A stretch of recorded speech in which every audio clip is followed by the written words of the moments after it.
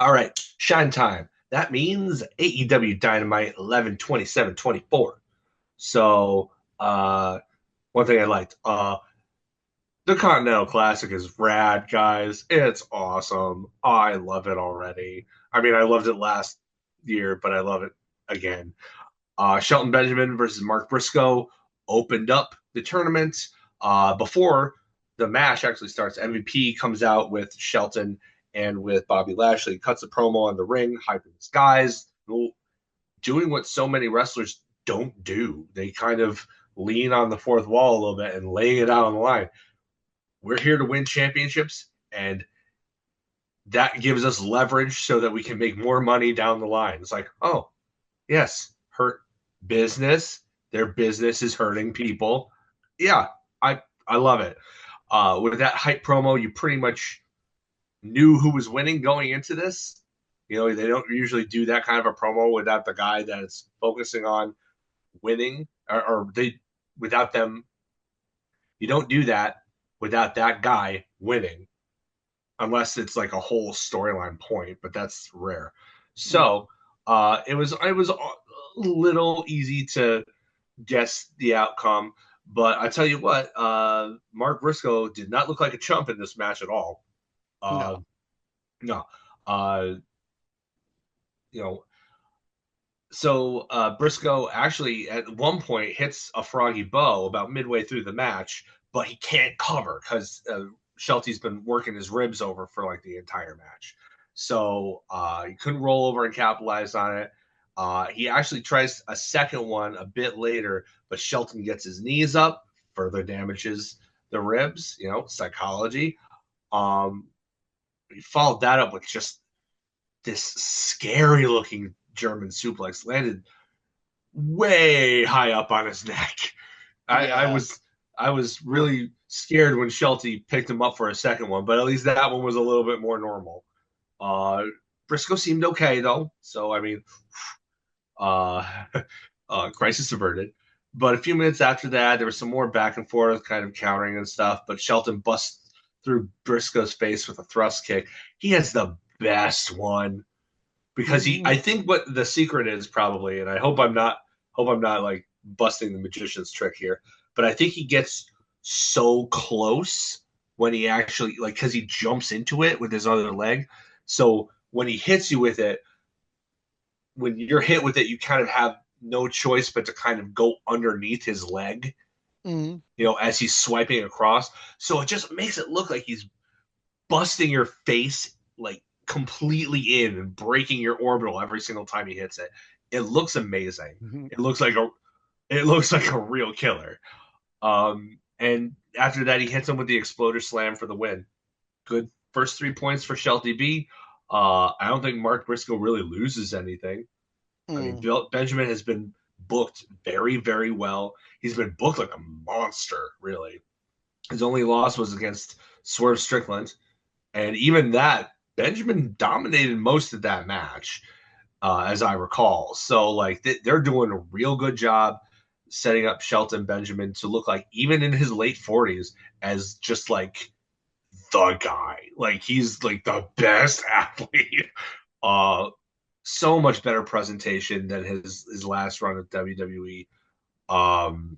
They just didn't seem to know what they had on their hands, and at least so far, and I don't know how much of this is Tony and how much of this is, you know, him taking advice from those guys about how they would like to be presented. But so far, if you're gonna give, you know, anybody credit for it, Tony Khan has booked these guys so well. Mm-hmm. Like every single one of them looks like a threat.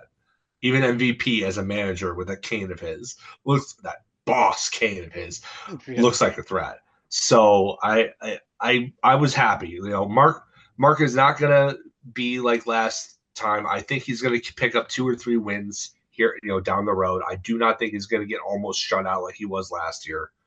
I mean, they got to have at least 1 or 2 kind of surprises. I think it would be natural for him to be one of them. Mm-hmm. Uh, you know, maybe over Brody King or Claudio or somebody. Um, but yeah, that was good. Also good. Hangman promo. Adam Page comes out. He explains the finish to Full Gear, that he agreed to distract John Moxley so that Christian Cage could use his contract under the admittedly implied condition that Page would get the first shot at the belt. So that's confusion that's cleared up. He says his intention is and always has been to be world champion because it never should have been anybody else's belt in the first place. So, I mean, you can argue that point, but I get where he's coming from a character perspective. Jay White comes out to dispute this. In fact, though, as we discussed last week, like he brings up the fact that he lost his last two big profile matches, and the one before that he won didn't even count in the record books because it was a lights out match. So, like, what are we even doing here discussing him in the world title picture? Jay White just pretty much said all of that in different words. But he said, well, if you want to earn it, I mean, you might have to go through me again. So he's like, I'll fight you again right here. I'll beat you again right here. So they were about to throw down, but the Death Riders come out and attack before we can see that impromptu scrap. Jay White makes a little bit of a comeback after getting beaten for a few seconds, and even teases using the Blade Runner on Marina Shafir after she hit Hanger with the briefcase.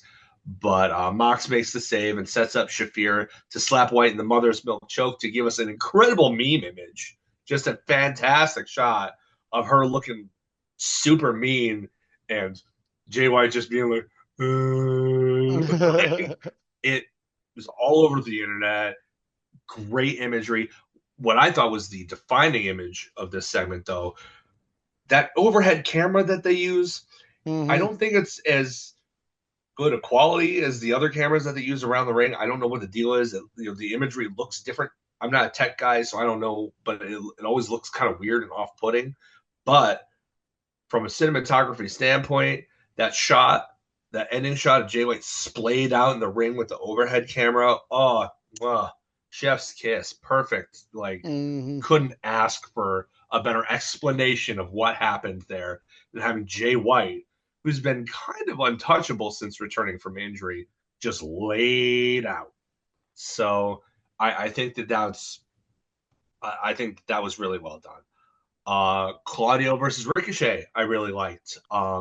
It played out a lot like the previous week's match with Claudio with Darby, where Ricochet got a little bit more offense in this match than Darby did in theirs, but it was a lot more of Claudio dominating and Ricochet kind of catching up. But at one point, Ricochet countered a pop-up by Claudio by landing on his shoulders and then dropping down for a Hurricane Rana because Ricochet things. Another great spot saw Ricochet springboard off the second rope, only to get knocked with a loopy with a European uppercut.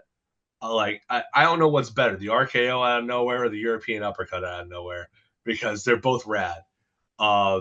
Which is better? You tell us. Hit up our blue sky and you tell us. Lots of submission transitions from Claudio towards the end, but Ricochet escapes. He counters the Ricola bomb into a Hurricane Rana pin for a very close 2 count, at which Claudio decides that he's just had enough.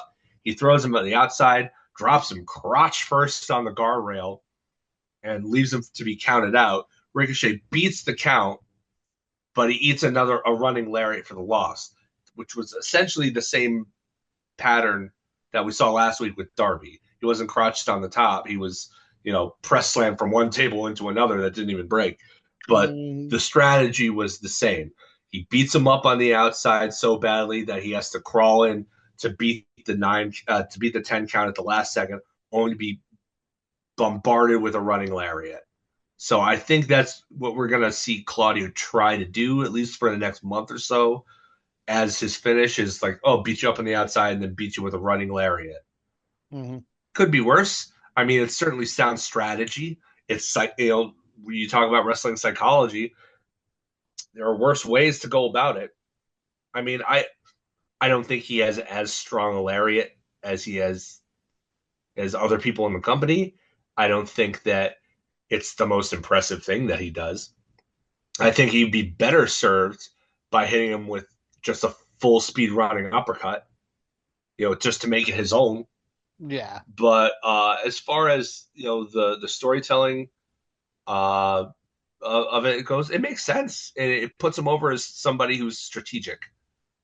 You know, Hmm. Ricochet had an online promo earlier. I think it was just online after his loss to Takeshita at Full Gear, but before Dynamite aired, and he seemed to be taking his first AEW singles loss pretty hard.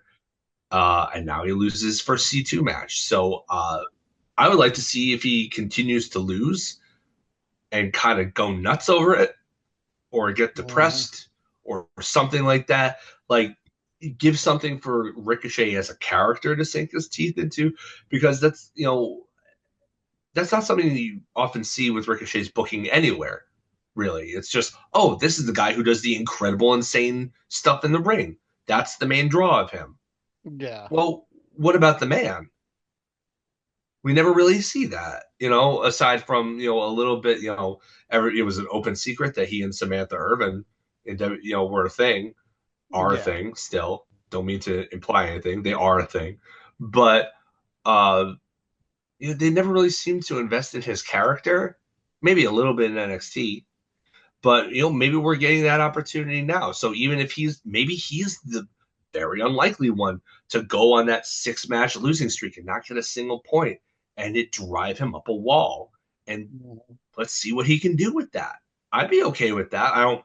And to be fair, the records, the rankings that they don't use, but our friend AEW rankings does use, they roll over at the end of the and reset at the end of the year anyway. So him Mhm. taking 6 straight losses at the very end of the year with a reset in January means nothing Mhm. in terms of, new year, new me, right? Mhm. So there's storytelling potential there. I kind of like the potential that is there, and I'm looking forward to see where it goes and how well Ricochet can pull it off. It's not something he's been really asked to do a lot, so let's see where it goes.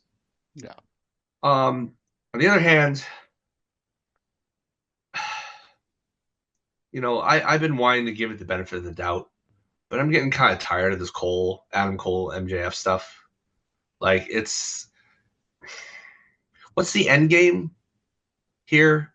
Like, Cole hasn't been the same in the ring, which is to be expected. He suffered a horrific injury. He was out for over a year. I am still more forgiving of that, but like, you know, when he's asked for reasoning on the mic for why he's doing what he's doing, his defenses have been kind of questionable at best.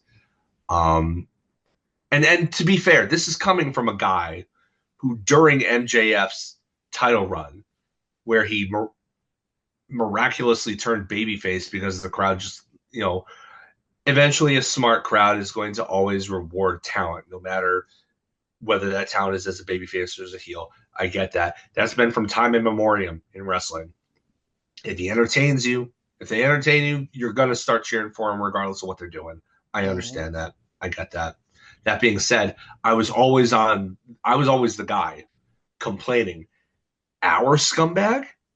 Excuse you, Mhm. I don't want a scumbag. I want somebody to beat this guy who admitted on live TV to drunk driving and then framing his prom date for the resulting crash. Pardon you. Like, this guy needs to be dealt with.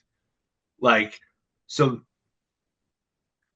this coming from me who has that standpoint, I'm like, you need a better rationale for what you did, Adam. You did. Like, I'm Mhm. sorry. Like, just saying, oh, we got him before he was going to get us.